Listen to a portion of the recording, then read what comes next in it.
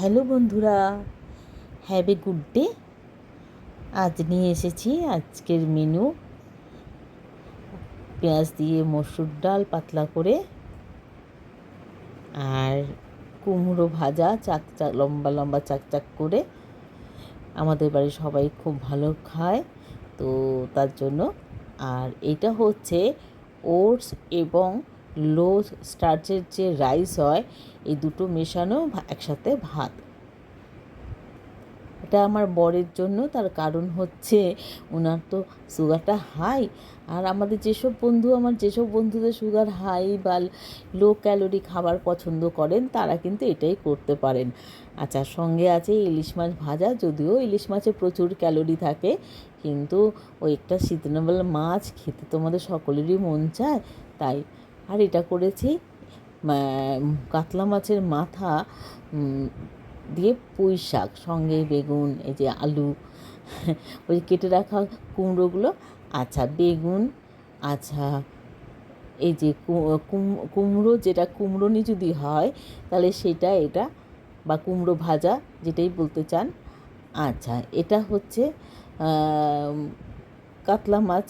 কাতলা মাছ নুন হলুদ মাখিয়ে আমি আগে সর্ষের তেল গরম হয়ে গেলে দিয়ে দেবো। একটা গোটা মাথা ছিল, আর অল্প একটা ছোট পেটির মাছ দিয়ে দিলাম। আগের থেকে সেদ্ধ করা আলু, তার মধ্যে নুন হলুদ দিয়ে দিলাম, আর পুঁই শাকও নুন আর চিনি যোগে, অল্প নুন অল্প চিনি যোগে পুঁই শাকটা সিটি দিয়ে রেখেছি। দেখুন, মাছটা ভাজা হয়ে গেলে আমি একটু উল্টে পাল্টে দিয়ে প্রয়োজন মতো মাছটা একটু ভেজেই নিতে হবে, তার কারণ মাছের নালে আষ্টে গন্ধ তরকারিতে উঠে আসে। এবার আমি ওই আগের থেকে সেদ্ধ করা নুন হলুদ মাখানো আলুগুলোকে আমি ভেজে নেব একটু লাল লাল করে। যারা আমার ভিডিওস দেখেন তারা অবশ্যই জানেন কেন আমি এটা করি। এটাও আমার হাজব্যান্ডের সুগার হাইয়ের জন্য। একদম বহু বছর ধরে, 20 বছর ধরে এটা করে আসছে।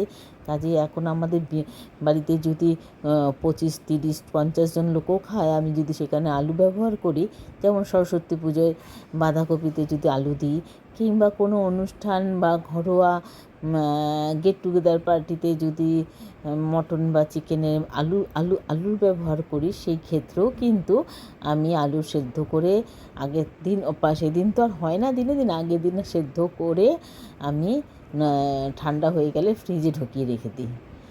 এবার দিয়ে দিলাম আলুটাগুলো ভেজে তুলে নেওয়ার পরে দিয়ে দিলাম পুঁই শাক তরকারির কুমড়ো।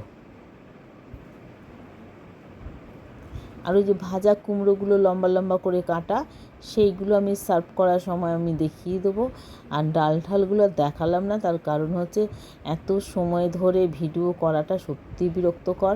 আর তার উপর সবাই সব দেখে না, অনেকেই আছে স্কিপ করে চলে যায়।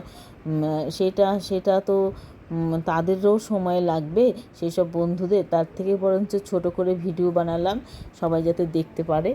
আচ্ছা, এবার আমি ফোড়ন হিসেবে দিয়ে দিলাম 2 শুকনো লঙ্কা। আমি গোটাই রাখলাম, খুব বেশি ঝাল করতে চাইছি না। আর দিয়ে দিলাম একটা গোটা পেঁয়াজ। পেঁয়াজটা একটু মানে মাঝারির থেকে একটু বড় নিলেই হবে, খুব বেশি বড় না নিলেও চলবে। পেঁয়াজের যে খুব একটা ভূমিকা আছে তা নয়, তবে ওই যে মাছের একটা আষ্টে গন্ধ, যেটা অনেকেই খেতে পারেন না রুই কাতলার, সেটা কিন্তু এটা অনেকটা দূর হয়ে যাবে। প্লাস এটা কিন্তু বিয়েবাড়ির মতনই কিন্তু টেস্টটা আসবে। বিয়েবাড়ি যেটা ছেঁচড়া বা এরকম সব তরকারি করে, ঘ্যাট টাইপের যেটা তরকারি করে, সেই টেস্টটা আসবে সব। মানে বিয়েবাড়ির রাতেরটা বলছি না, দুপুরের লাঞ্চে যেটা থাকে মাছের সাথে, এটা যে থাকে সেটা। আচ্ছা, একটুখানি ঝিঙ্গে দিয়ে দিয়েছি, বেগুন দিয়েছি। আর আমি তো দেখলেন আপনারা যে কুমড়ো আর আলু আগে ভেজেই নিয়েছি। আচ্ছা, সবাই কিন্তু লাইক কমেন্ট অবশ্যই করবেন। কোনো মন্তব্য থাকলে আপনারা কিভাবে করেন আমাকে সেটা জানাবেন, আমিও তাহলে শিখতে পারবো। আর সেই সঙ্গে আপনারা কিন্তু সাবস্ক্রাইব বা শেয়ার করতে ভুলবেন না। কেননা আমি তো এইটুকু আশা তো আপনাদের কাছ থেকে করতেই পারি। সামান্য ছোট্ট আশা, ছোট্ট দাবি, ছোট্ট অনুরোধ। এই যে তরকারিটা দেখেছেন অনেকটা মজে এসছে, এখন আমি এটা মানে একটু ঝিঙের থেকে যেহেতু একটু জল বেরোয়, ঝিঙে তো আর ভেজে নেওয়া যায় না, কুমড়োটা থেকে জল বেরোয়, কুমড়ো যেরকম ভেজে নিলাম সেরকম ঝিঙেটা থেকে জল বেরোয় বলে আমি ঝিঙেটাকে একটু ওই যে নাড়াচাড়ার মতন করে নিয়ে তারপর ছাড়লাম। এবার আমি সেদ্ধ করা পুঁই শাকটা দিয়ে দেবো, আর খুব বেশি সময় লাগবে না, মানে ভাজাভাজি হয়ে গেছে তো চটপট। আমি ওই যে নিরামিষ করলেও কিন্তু আমি সমস্ত সবজি যাই দিই না কেন সমস্ত সবজি ভেজে নিই, তাহলে কি রান্নাটা হয়ে যায় চটপট। এবার ঢাকা তুলে একবার করে নেড়ে দেবো, আবার কিছুক্ষণ করে বসাবো, বেশিক্ষণ না, ওই 4-5 মিনিটের মতো বসাবো। তারপরে যখন জলটা টেনে যাবে, কিছু জল যদি বেরোবার থাকে বেরিয়ে যাবে, তখন একটু বাড়িয়ে দিয়ে আমি আলু কুমড়ো, আলুটা কিন্তু এখন দেবো না, আলু একটু পরেই দেবো, কারণ আলুটা যেহেতু সেদ্ধ করে ভেজেছি, কাজে আলুটা এখন দিলে গলে যাওয়ার একটা চান্স থাকে। এবার একটু এটাকে হতে দেবো ঢাকা চাপা দিয়ে। হ্যাঁ, এই এই এই এই যে ঢাকা চাপা তুলে নিলাম, আর কিন্তু যদি হয়ে যায়, দেখুন তলায় কিন্তু কোনো জল টল কিচ্ছু নেই, জলো ব্যাপারটা একদমই মজে গেছে। এবার আমি এই পর্যায়ে আর ঢাকা দেবো না, এই পর্যায়ে আমি চিনি আর আলু দিয়ে দেবো, ভাজা আলুগুলো। এবার চাইলে আপনারা চিনি স্কিপ করতে পারেন, সেটাও একটা ক্যালোরির ব্যাপার থাকে, কিন্তু এই যে একটা ঘ্যাট টাইপের তরকারি বা বাঁধাকপি বা লাউ, সেখানে কিন্তু চিনি না হলে ভালো লাগে না। আমি কিন্তু এতটা তরকারিতে 1/2 চামচ চিনি দিলাম, এই তরকারি মজে যাওয়ার পরে কিন্তু আমার হাফ কড়াই হয়েছে, আর কড়াইটা কিন্তু খুব একটা ছোট নয়।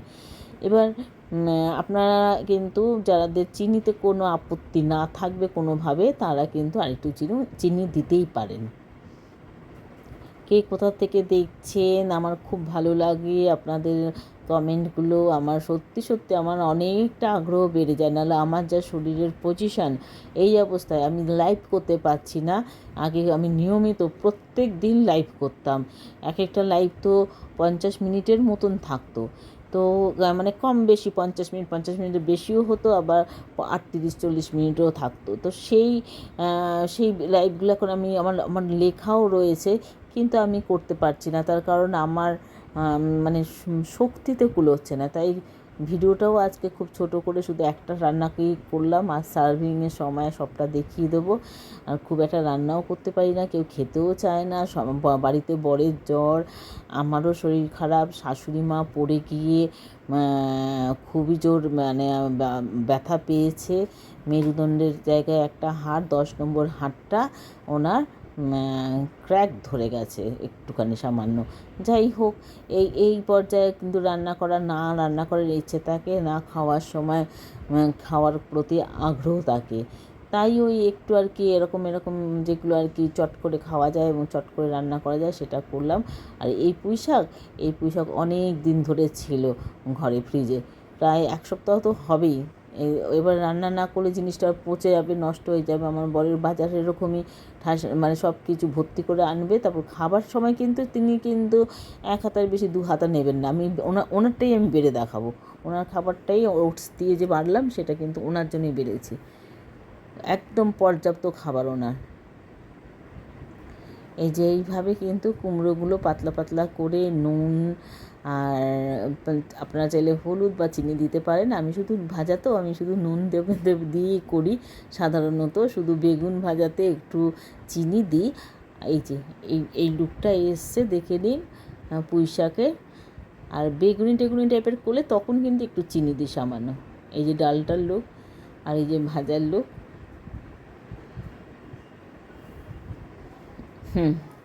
আমরা তো খাইলাম, আপনারাও খাচ্ছেন কি?